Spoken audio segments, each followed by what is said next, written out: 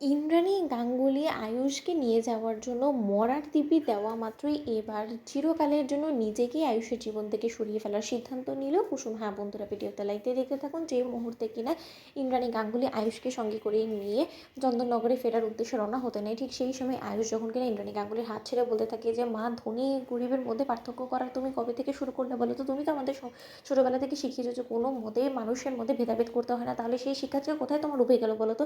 Just because আমরা মালিকপক্ষ এবং কুসুম আমাদের বাড়িতে কাজ করে, কিন্তু তাই বলে যে ও মানুষ না, ও অমানুষ, সেরকমটা তো নয়, তাই না? এখন যদি আজকে আমি অগ্নি সাক্ষী করে কুসুমের স্মৃতি সিঁদুর পড়েও থাকি, তাহলে আমি কোনো মতেই মা ঝোঁকের বসা নয়, বরঞ্চ আমি কুসুমকে ভালোবাসি এবং কুসুমকে ভালোবেসে আমি স্মৃতিতে সিঁদুর পড়িয়েছি, এবং তার জন্যই আমি এতটা দূর থেকে ছুটতে ছুটতে পাগলের মতন এই মালদা এসেছি শুধুমাত্র কুসুমকে পাওয়ার জন্য এবং আমাদের অসম্পূর্ণ ভালোবাসাটাকে পূর্ণতা দেওয়ার জন্য। কারণ যে ভুল আমি করেছি তার পরবর্তীতে আমার নিজের উপরে আফসোস হচ্ছিল যে কেন আমি কুসুমকে এইরকমভাবে চরম অপমান করেছি, এবং আমি তার প্রেক্ষাপটে কুসুমকে মানানোর জন্য এবং মানিয়ে আমি গাঙ্গুলি বাড়িতে এসে আমাদের বিয়ের কথাই তোমার সঙ্গে বলতাম। সেই জায়গায় না হয় আমাদের হঠাৎ করে বিয়ে হয়ে গেছে, তাতে তোমার তো আপত্তি করা তো কোনো কিছু নেই। এবং তার থেকেও বড় কথা মা, তুমি ভুলেছো না যে আমি একজন অ্যাডাল্ট, এবং অ্যাডাল্ট হিসেবে আমি সম্পূর্ণরূপে নিজের জীবনের বড় বড় সিদ্ধান্ত নেওয়ার অধিকার রাখি। সেই জায়গায় সব সময় যে তোমাকে জিজ্ঞেস করে সমস্ত সিদ্ধান্ত নেবো সেরকমটা তো নয়।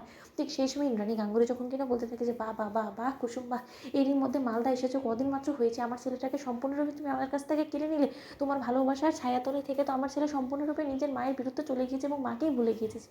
বা কুসুম বা এটাই, এই পরিবর্তনটাই দেখার বাকি ছিল। সদ্য মাত্র বিয়ে হয়েছে, তাতেই আমার ছেলের এতটা পরিবর্তন চলে এসেছে। এর পরবর্তীতে তো আমার ছেলে হয়তো এটাও কদিন পর অস্বীকার করবে যে ও আমার গর্ভে থেকে জন্ম নিয়েছে, তাই না আয়ুষ? ঠিক সেই সময় যখন কিনা এক পর্যায়ে কুসুমের ঠাম্মি বলতে থাকে যে হ্যাঁ রে শঙ্কর, এই সমস্ত কথা কী বলছে বলো তো?